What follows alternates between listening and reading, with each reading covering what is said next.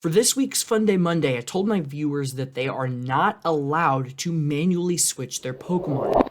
I have 3 replays today to show you the trouble I got them into this week.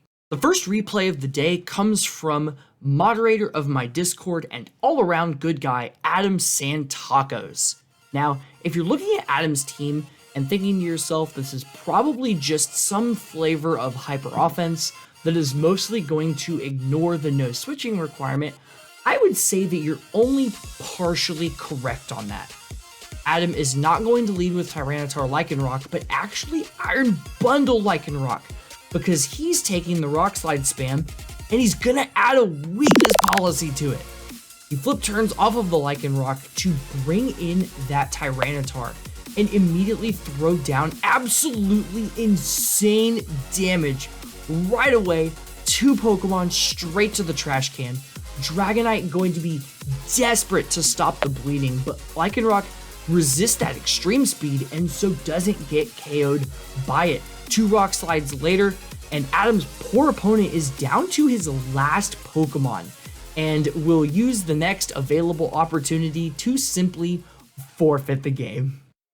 Game 2 of today features Gil x Mayhem against the most annoying Pokemon team I've ever seen. Gil is going to lead with Mouse Ape and do some standard Mouse Ape setup stuff. There's going to be a beat up, there's going to be a bulk up in order to boost. Now the Annihilape is going to end up taking Assault Cure from this Garganacl, but Mousehold will have an opportunity to follow me in order to bail out Annihilape from one more hit. If Barraskewda did not have Propeller Tail, that redirection is going to be ignored, and unfortunately Annihilape is going to go down without getting anything done. Chien-Pao is going to come in on top of the Stealth Rocks and is able to get that revenge kill relatively quickly, but the Assault Cure passive and the Assault Cure damage of Stealth are going to be hurting Chien-Pao quite a bit. This would be a great time for Gil to be able to switch, but unfortunately, Salt Cures and Leech Seeds are going all around the board. Unfortunately, Chien-Pao is going to attack into a Protect, and so on its last turn, it doesn't really get anything done. Mousehold is absolutely battered, Chien-Pao is down. Gil's last Pokemon here is Iron Hands. So another switch takes place, and Mousehold uses its dying breath to follow me before going down to Salt Cure, Leech Seed, and Infestation damage. Gil is going to get a paralysis on this Toxapex, which ends up not mattering. What does matter is that the Lumberry cured off that toxic poison.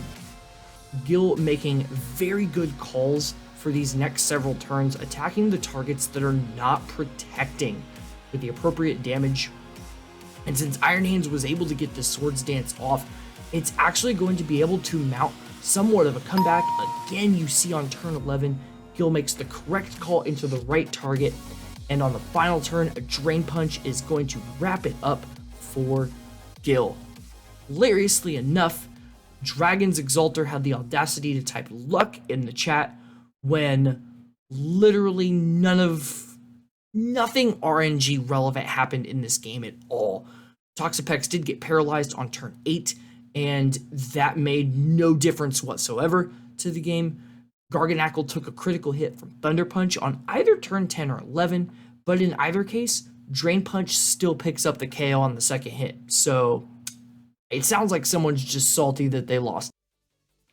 I told myself that I would never open a replay from this guy ever again, but alas, here we are. Game 3 brought to you by none other than Krebs, who's going to lead Dragonite Arcanine against his opponents Electros and Fluttermane.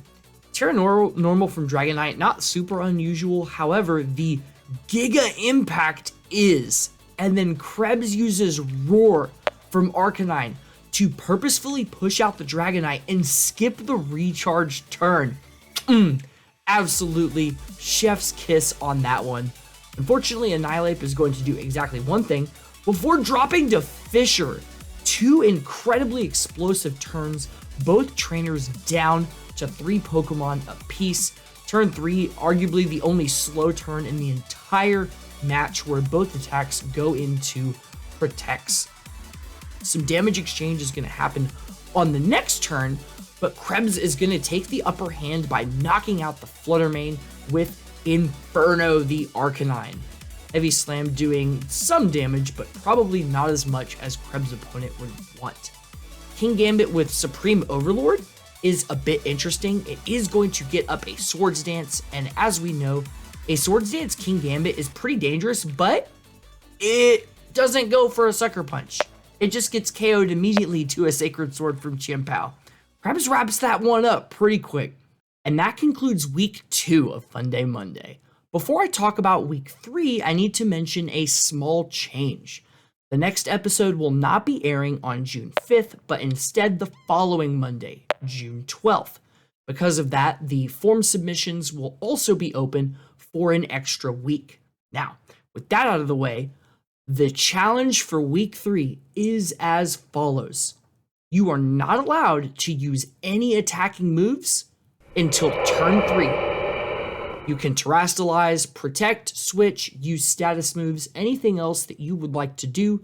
You just may not use any attacking moves until the 3rd turn. Submit those replays, and I'll see you not next Monday, but the Monday after.